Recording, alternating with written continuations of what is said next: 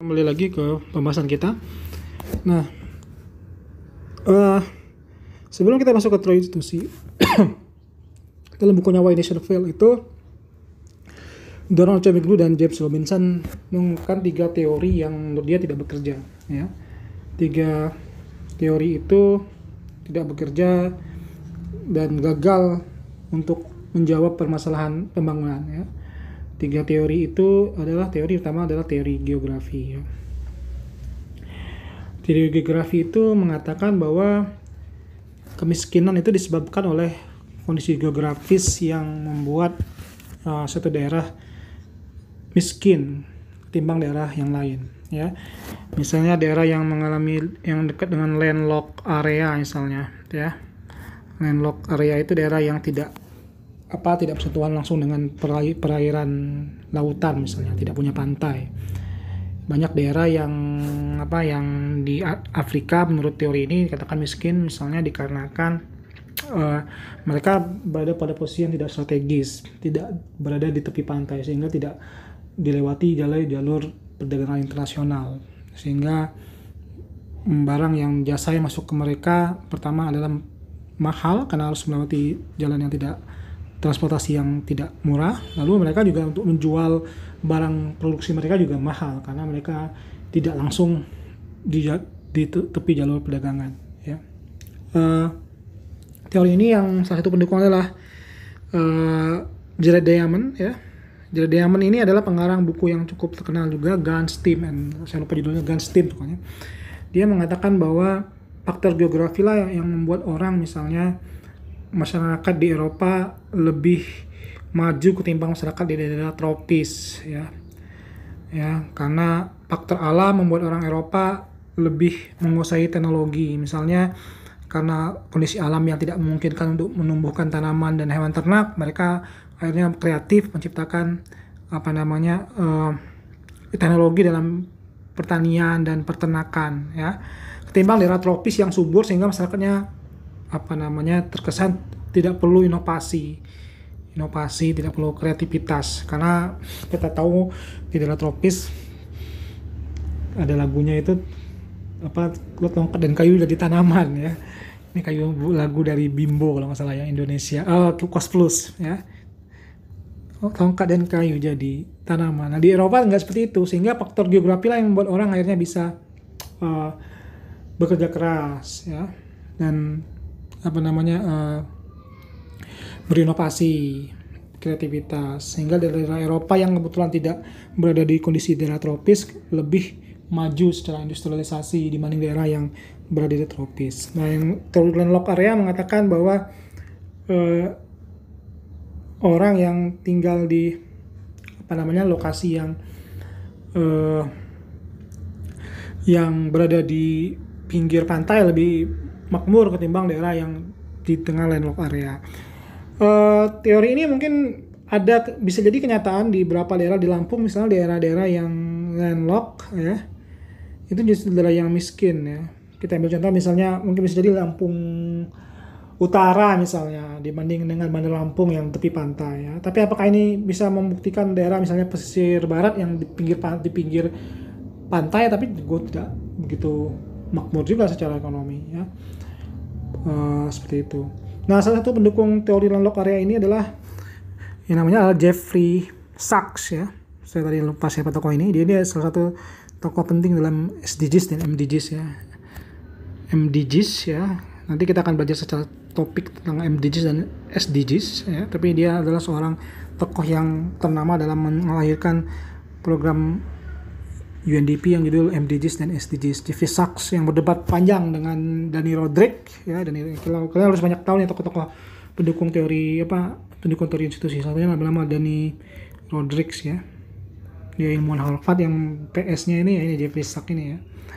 Jadi dalam studi ekonomi politik itu ada orang-orang yang bertolak belakang secara mazhab, ya. Nah, perdebatan yang banyak terjadi misalnya ada Dani Rodrik dan Jeffrey Sachs tentang apakah institusi itu berpengaruh atau tidak. Kalau Jeffrey Sachs mengatakan bahwa geografi lah yang berpengaruh, sedangkan Dani Rodrik termasuk Archie McGrew dan Robinson mengatakan institusi yang berpengaruh, ya. Itu teori geografi, ya. Nah, yang kedua, teori yang menurut gagal adalah teori sosiologis ya, kultural ya. Karena ada yang mengatakan bahwa faktor kultural lah yang membuat orang itu, satu masyarakat itu menjadi miskin ya. Ada yang kerja keras, ada yang masyarakat yang tidak kerja keras ya. Misalnya ada teori Protestan etik dari Max Weber ya, misalnya Protestan etik ya. Jadi Max Weber itu mengatakan bahwa mengapa orang-orang Eropa itu lebih maju, orang Amerika lebih maju karena dia punya Protestan etik, dan Protestan etik itu menjaga tentang kerja keras dan macam-macam. Dan dia misalnya menjelaskan mengapa misalnya orang-orang di Amerika Selatan itu cenderung miskin ketimbang Eropa walaupun sama Kristen, karena dianggap bahwa Eropa itu lebih ke Protestan etiknya lebih tinggi, sedangkan di Amerika Selatan walaupun dia Kristen tapi dia Katolik, dianggap dia tidak punya Protestan etik. Itu teorinya Weber ya. Banyak teori ini sebenarnya. Salah satu yang terkenal adalah tentang the lazy Malay ya, the lazy native ya, lazy Malay ya, dari Raffles misalnya. Raffles itu mengatakan bahwa masyarakat Melayu itu cenderung miskin karena malas ketimbang masyarakat Tionghoa yang pendatang, misalnya Raffles ya, the lazy Malay, lazy native ya, judul bukunya Raffles, yang dibantah oleh Alatas ya. Alatas itu salah satu tokoh antropolog, salah satu tokoh penting dalam membantah teori Raffles ya. Dia mengatakan bahwa faktor teori itu sangat rasis ya, teori tentang lazy native itu ya. Apakah misalnya kita bisa menjelaskan kenapa orang Lampung asli itu lebih miskin ketimbang orang Jawa? Apakah dengan teori sosiologis? Tidak bisa ya, karena banyak orang Lampung itu miskin bukan karena faktor sosiologisnya orang Lampung asli ya, tapi mungkin karena faktor yang lain. Nah, itu yang dibantah karena dianggap lebih sangat rasis ya, orang pribumi lebih malas katanya Raffles, yang dibantah oleh Alatas ya. Teori agama Tokugawa di Jepang misalnya, kenapa Jepang itu bisa maju karena itu. Kalau kita lihat faktor sosiologis misalnya, faktor religius misalnya di bukunya Ha Jun Chang misalnya, dia menulis bahwa sebenarnya masyarakat Jepang yang kita kenal hari ini adalah masyarakat yang malas, yang rajin ya, dulunya adalah masyarakat yang malas ya. Bahkan pada awal-awal abad ke-20 Jepang termasuk negeri yang malas ya, masyarakat yang malas ya. Lalu mengapa dia menjadi rajin? Apakah kemakmuran itu menciptakan ke masyarakat yang rajin, atau rajin itu yang menciptakan kemakmuran? Nah, kata Ha Jun Chang, masyarakat rajin itu dibentuk oleh kemakmuran, bukan kemakmuran dibentuk oleh masyarakat yang rajin. Intinya kemakmuran itu dibentuk oleh pranegara. Nah, pranegara yang dominan, kata Ha Jun Chang, kemudian menciptakan masyarakat yang baru, yang masyarakat industri, yang akhirnya menjadi masyarakat yang rajin. Berbeda dengan pendekatan yang sosiologis mengatakan bahwa yang namanya masyarakat modern itu adalah ciptaan dari masyarakat yang perubahan masyarakat dulu, yang masyarakatnya rajin, baru menjadi negara maju, menjadi negara industri. Nah, Ha Jun Chang membantah itu. Dulu pada awal abad ke-20 para misionaris yang mendatangi Jepang melihat masyarakat Jepang adalah masyarakat yang malas.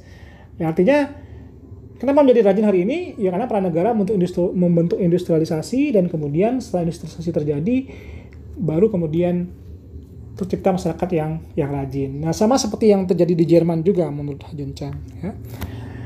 Nah, yang ketiga adalah teori kapasitas pemimpinnya. Teori yang juga gagal untuk menjawab mengapa suatu daerah itu miskin atau kaya atau makmur ya, sejahtera. Dia ngambil contoh fenomena di Ghana ya. Di bukunya itu Acemoglu dan Robinson menyebut contoh yang paling nyata bahwa ada pemimpin yang dipimpin oleh pemimpin atau dikelilingi oleh kelompok yang kita sebut dengan istilah kelompok teknokratis ya, para ekonom kelas dunia, tapi ternyata walaupun dikelilingi oleh orang-orang yang pintar ya, namun dia tidak juga menciptakan kemakmuran dan kesejahteraan ya. Misalnya di Ghana pada zamannya Perdana Menteri Kwame Nkrumah, namanya agak aneh ya. untuk kawannya Nkrumah. Nah, dia punya seorang ekonom Inggris terkenal yang mendampingi dia yang bernama Tony Killick ya. Tony Killick. Nah, Tony Killick ini adalah penasehat ekonom atau ekonom penasehat dari Kwame Nkrumah. Namun Ghana termasuk negara yang tidak maju walaupun sudah mencoba untuk membangun industrialisasi di awal-awal setelah dia merdeka dari Inggris ya.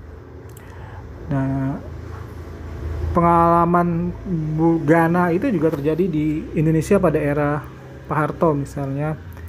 Indonesia di era Pak Harto punya namanya epistemic circle, kita sebut ya, epistemic circle yang disebut dengan mafia Barclay ya, mafia Barclay ya. Ini adalah ekonom-ekonom kelas dunia yang merupakan alumni University of California Berkeley.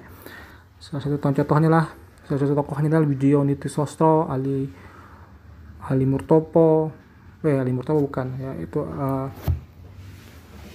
Ali Widyo Nitisostro, Emil Salim ya, termasuk tokoh-tokoh Transeda ya, tokoh-tokoh ekonom disebut dengan istilah ekonom mafia Berkeley atau Chicago Boy kalau di kasus di Chili ya. Namun mereka ternyata walaupun mereka dikumpulkan tokoh-tokoh yang merupakan orang-orang penting, orang-orang pintar ya, PhD lulusan University of California Berkeley atau University of Chicago kalau di konteks negara Amerika Latin, namun tidak berhasil juga membuat negara itu makmur. Bahkan Pak Harto menjadi ke Indonesia terjerembab dalam krisis ekonomi tahun 98. Faktor geografis juga misalnya dibantah oleh James Robinson dan Acemoglu tidak berfungsi dalam melihat kasus banyak negara yang justru yang di daerah landlocked seperti Swiss misalnya, kita ambil contoh Swiss itu daerah landlocked adalah daerah yang justru menjadi daerah yang makmur walaupun dia berada di landlocked area. Di beberapa negara tropis misalnya, Singapura adalah negara tropis, tapi mereka jadi negara yang maju. Malaysia misalnya negara tropis juga, mereka relatif lebih maju dibanding banyak negara lain di daerah yang tidak tropis. Ya. Jadi teori ini dibantahkan dengan kasus Swiss dan Singapura misalnya. Faktor sosiologis, kultural misalnya Korea Utara dan Korea Selatan. Korea Utara lebih mundur ketimbang Korea Selatan. Apakah karena faktor sosiologis? Tidak, karena bahasa mereka sama, agama cenderung sama, dan bahkan secara etnis juga sama. Artinya faktor budaya tidak mempengaruhi secara umum terhadap terhadap perbedaan dari sisi kemakmuran. Mungkin itu yang bisa saya sampaikan. Nanti kita ketemu lagi di diskusi lebih detail lagi. Thank you.